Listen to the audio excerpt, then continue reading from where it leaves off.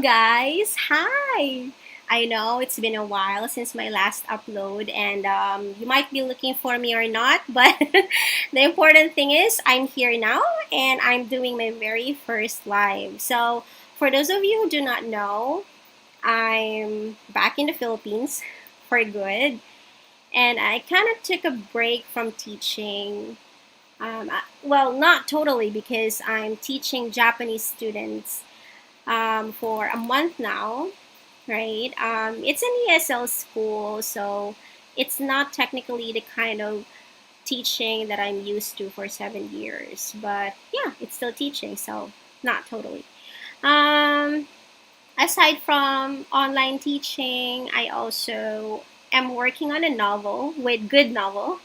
I applied a contract with them, so I used the story that I have been working on since 2016. But warning, for those who have read my story from 2016 to 2019, there are a couple of major changes.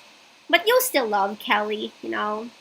She's still the character we love. Although I made her somehow imperfect. Because, in my first version, she's somehow like a saint kind of um, character. Like she's flawless, she's a saint, she's kind and demure and genuine. But in this new version, there are a couple of backstories that I added. I showed her insecurities and all. A lot of additional characters and backstories from the characters that I haven't really paid much attention to before, right? And yeah, also I'm doing a little bit of voice acting, voice dubbing, but I'm not really am allowed to. I'm not allowed to disclose anything yet because of a non-disclosure agreement that I had with the employer. But once I'm allowed to make an announcement, you'll be the first one to know, guys. So since I have a little bit of a break, um, I would like to do something for my channel. For the first time in a long time, I'll be doing an audiobook, okay? Because the last upload that I had with this channel was a short film. Well, if you guys noticed, I changed it to like the title to pocket film before because short films are supposed to be 3 minutes and up, right? But less than an hour or so for it to be considered like feature film. But my film is only like 2 minutes. Yeah, so I named it pocket film. However, one of the categories for it to be a pocket film is it has to be vertically recorded, which isn't. So I put the title back to horizontal. But I'm talking too much. I guess what I'm going to do at the moment is to do a live reading of an audiobook which is connected to my dream last night. It was sad, you know. It was about my grandmother. I totally forgot the whole thing, but I know it's about her. I know it's sad because when I woke up, I felt so devastated that I cried in the bathroom, but I didn't.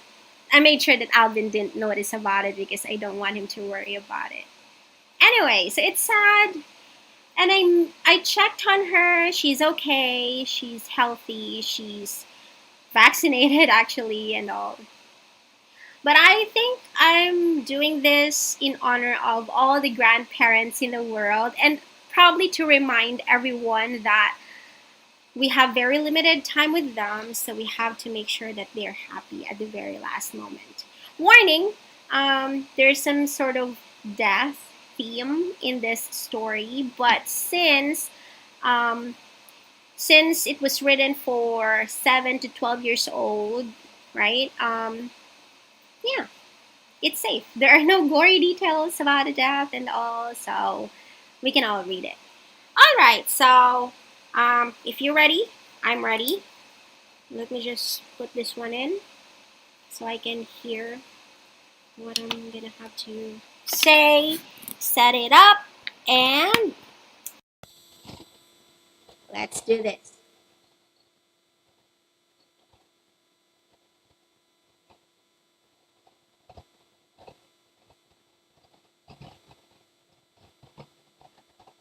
Grandmother, a beautiful story of a much loved grandmother who dies. Written by Hans Christian Andersen. Read by Jean C. Dakudag. Grandmother is very old. Her face is wrinkled, and her hair is quite white. But her eyes are like two stars, and they have a mild, gentle expression in them when they look at you, which does you good. She wears a dress of heavy, rich silk with large flowers worked on it, and it rustles when she moves.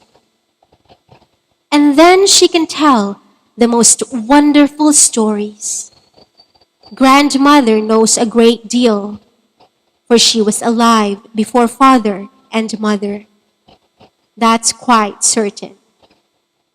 She has a hymn book with large silver clasps in which she often reads. And in the book, between the leaves, lies a rose, quite flat and dry. It is not so pretty as the roses which are standing in the glass, and yet she smiles at it most pleasantly, and tears even come into her eyes. I wonder why grandmother looks at the withered flower in the old book that way. Do you know?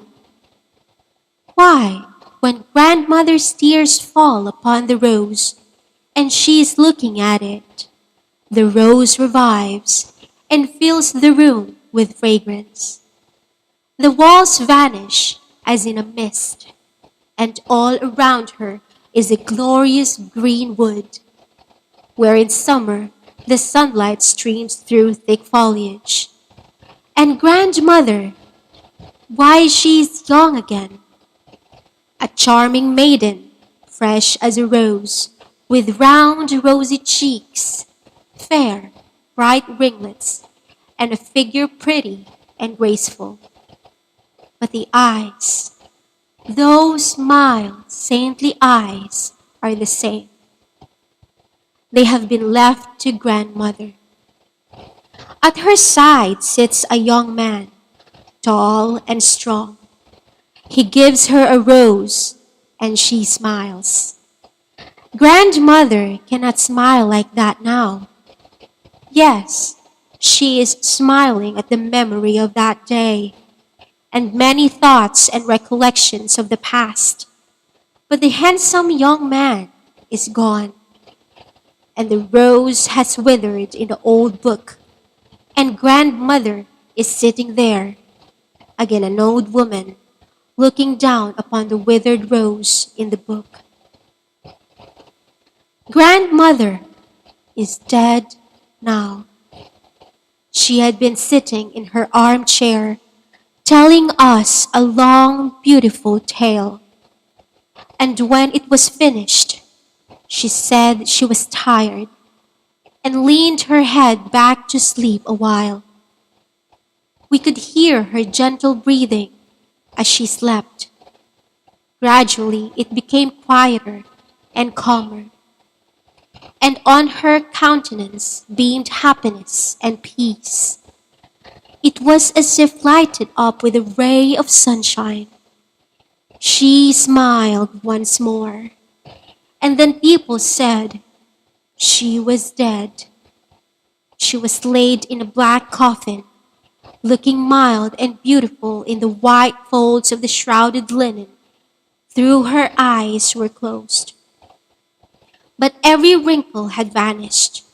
Her hair looked white and silvery, and around her mouth lingered a sweet smile.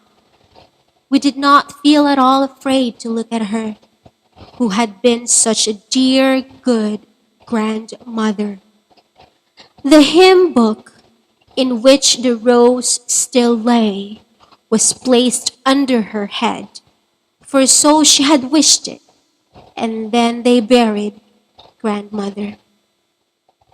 On the grave, close by the churchyard wall, they planted a rose tree. It was soon full of roses, and the nightingale sat among the flowers and sang over the grave. From the organ in the church sounded the music and the words of the beautiful psalms, which were written in the old book under the head of the one who had died. The moon shone upon the grave, but the dead were not there. Every child could go safely, even at night, and pluck a rose from the tree by the churchyard wall. The dead know more than we who are living. They know what a terror would come upon us if such a strange thing were to happen as the appearance of a dead person among us. They are better off than we are. The dead return no more. The earth has been heaped on the coffin, and it is earth only that lies within. The leaves of the hymn book are dust, and the rose, with all its recollections, has crumbled to dust also.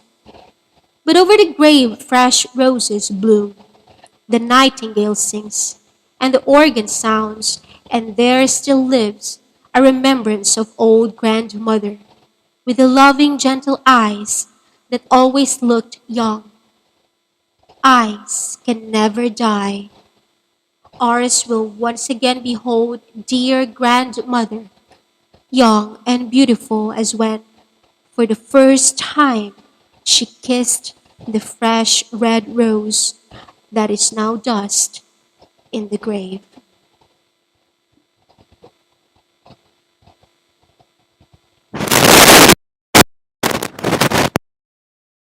Guys, so yeah, I might have had a little bit of mistakes there, but yeah, I think there are two words.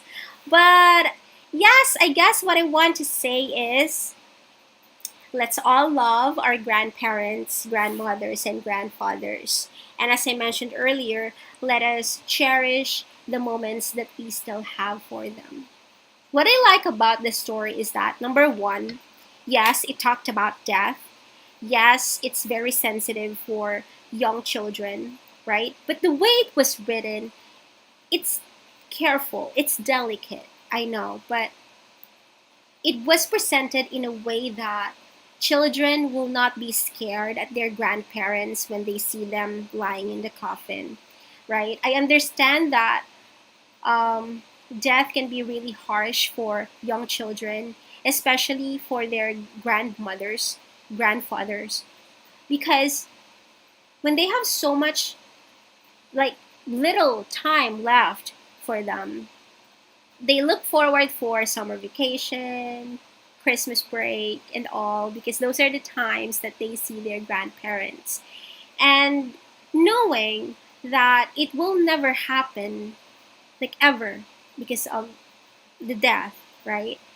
It's devastating for the children because it's gonna be a stage of their lives that another person is, let's say, deducted from the number of people who love them, right? But this is why, number two, I admire the people who are working in funeral homes because they can transform any dead body into a sleepy, like sleeping one, right? No matter how tragic death was, right, or will be, they can turn the body into, like, according to the story, just the wrinkles are gone, the hair is, white and silvery. Like, it was a good thing, the last good thing for children to remember. Like, they will not remember their grandparents as scary, right? Number three, the rose. You know how I love roses, right? I've been telling this to my videos like almost all the time, right? But I guess the fact that number one, looking back at memories, it was presented by the dried flat rose, right? Which was hidden in the hymn book for quite some time, or a very long time, because it was mentioned that it was given by a young man, right? And she's already old. Also, I guess putting like a rose tree on a graveyard, that's a big deal, right? Because it's something alive.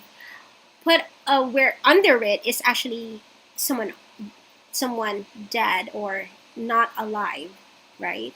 And it for me it's a symbol of life after death. Like people can still actually go there. Children will not be scared to go there even at night, according to the story. They can even pluck the flowers, the roses, because this is how the grandmother wants to be remembered for. Not scary, but someone generous, right? So there, and I hope you also love the story. You can read it to your kids, to your brothers or sisters or students if you're a teacher, right? We should not be afraid to introduce to them the theme or the topic about death because it's inevitable.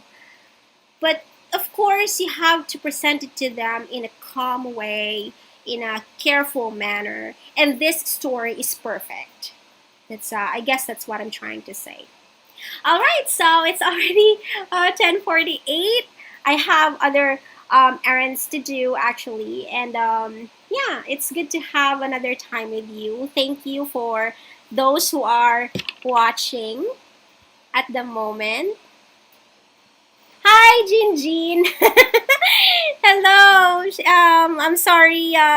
I wasn't able to really check on the other messages, but yeah, you're here watching. Thank you. I miss you, Jin Jin. Can I also apply? Why not, diba?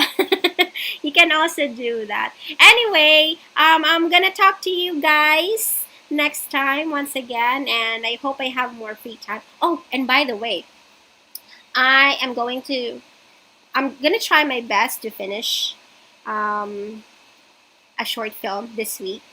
And if I'm gonna be successful in finishing it, this is going to help, or this is going to represent people who have been struggling on mental illness. I'm not gonna be really talking about more people here, but I'm gonna somehow look deep into what I'm going through. So this is gonna be vulnerable for me. Yeah. But anyway, yes, thank you so much for being with me. And yeah, I'm gonna see you guys next time. XOXO. Love you guys.